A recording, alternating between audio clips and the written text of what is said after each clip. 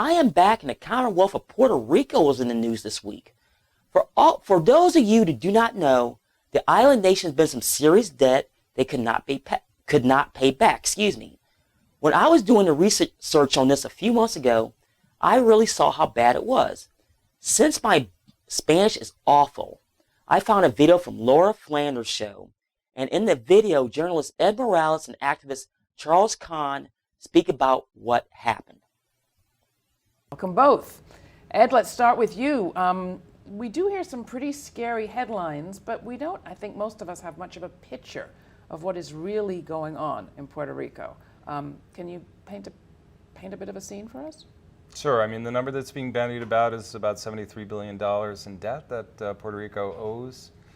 There's a looming healthcare crisis, and about 300,000 people have left Puerto Rico in the last 10 years.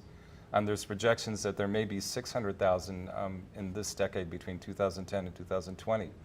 Right now, there's a bill in Congress that's supposed to restructure the Puerto Rican debt. Unfortunately, it involves imposing an onerous fiscal oversight board that would be named by Congress and have no Puerto Rican representation. And that's what the bill in Congress is looking for right now. Do you have a personal connection to all this? Sure. My parents were born there. My family still, they moved back, so I go 3 or 4 times a year. I have a lot of friends down there. I kind of feel like I'm living in both worlds, actually, and that's been increasing in the last 10 years or so. Fiscal Oversight Board, where have we heard that before? Detroit? Yeah, Flint? Washington, yeah. The only problem is that the colonial implications are that there's only going to be one person on the board who may be Puerto Rican, because there's only a requirement for one person to actually reside in Puerto Rico out of the 7-person board. So while we're putting people into the picture here, and we'll come back to this board in a minute, you've talked a lot about numbers, billions, millions. What about people? What's life like for people living in Puerto Rico today? Well, you know, Puerto Ricans have always been on average much poorer than any other state in the Union. I mean, Puerto Rico is not a state, it's an unincorporated territory. But there were several programs that began in the 1950s to build a small working and middle class in Puerto Rico that created a sense of prosperity that was mainly designed to combat, for public relations reason, the communist revolution, to show that there would be an island in the Caribbean that would be propped up by democracy and capitalism. But the model for the Puerto Rican economy has always been one of capital extraction, where none of the profits were reinvested in the island.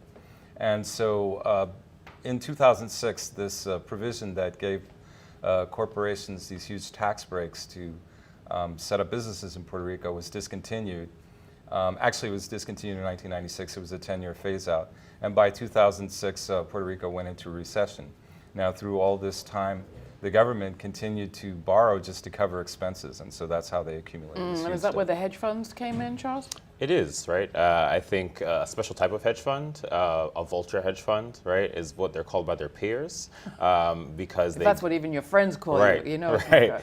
Because they go after countries that have economies that are weak, countries that are going to default on their debt. They buy up the debt for really cheap prices, and then they do everything in their power to make your life a living hell. Now, people watching this in countries like Argentina. Yeah, people in Argentina, people in Greece, they completely understand what's going on. People like Paul Singer, Blue Mountain Capital, lots of other hedge funders. You know, they say that hedge funds own up more than half of all of the $73 billion debt is owned by hedge funds. And what they've done is they've pushed austerity on the Puerto Rican people to try and reap profits that, you know, range anywhere from 200% profit to 800% profit. What they stated in the video is where they are at now. On Thursday, the House of Representatives voted on this matter, and here's how they voted.